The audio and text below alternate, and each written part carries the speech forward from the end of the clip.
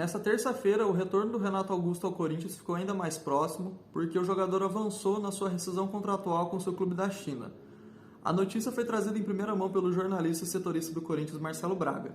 O atleta, que já estava há 5 anos jogando no futebol chinês, não entra em campo desde dezembro de 2020, porque devido à pandemia não conseguiu embarcar e retornar à China.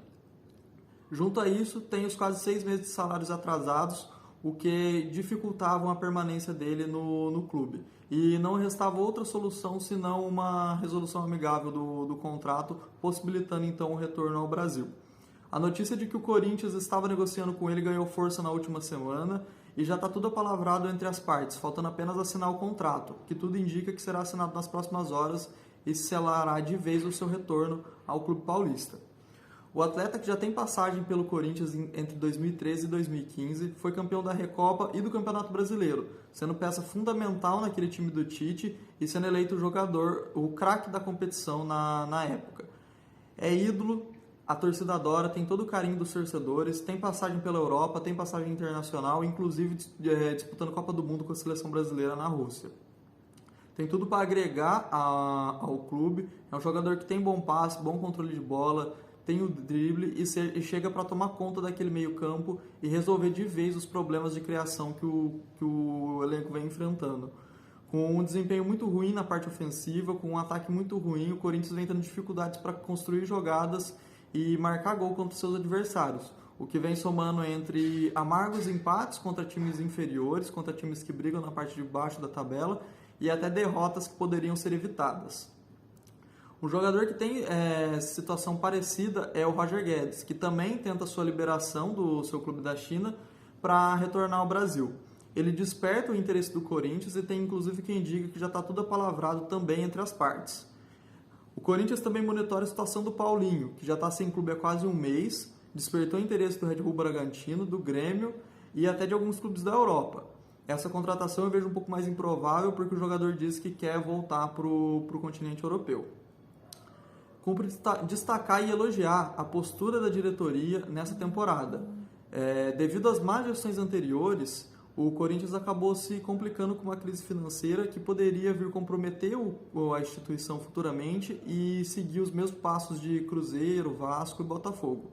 Então, nesse ano, o Duílio Monteiro Alves adotou uma postura conservadora em relação aos gastos. Diminuir a folha salarial, diminuir os custos com o elenco e tentar controlar e equalizar essa dívida, apostar no desenvolvimento da base e até uma possibilidade de trazer um reforço com a liberação de jogadores. Entre empréstimos e rescisões, o clube liberou 17 atletas e economizou 4,5 milhões por mês com salários. Ainda há alguns jogadores que devem ser retirados, como o Léo Natel, que nunca se mostrou um jogador capacitado para vestir a camisa do Corinthians. O Luan, que foi contratado com uma expectativa muito alta, foi contratado por um valor também elevado e até hoje não correspondeu e não conseguiu recuperar o futebol que elegeu ele rei da América em 2017. Tem ainda a situação do Jô, que vem tendo problemas com a torcida recentemente, o que, sem dúvida, desgasta o laço com o torcedor, apesar de ser ídolo, e também nessa última passagem está devendo futebol e está apenas gerando gasto ao clube porque também não tem um salário baixo. Devido a essas saídas, essas liberações de jogadores, abriu a possibilidade do Corinthians contratar reforços de peso, nomes consagrados no mercado e que chegam para de fato agregar e contribuir dentro de campo, a de fato produzir e melhorar o desempenho do time que já vem muito ruim nos últimos anos.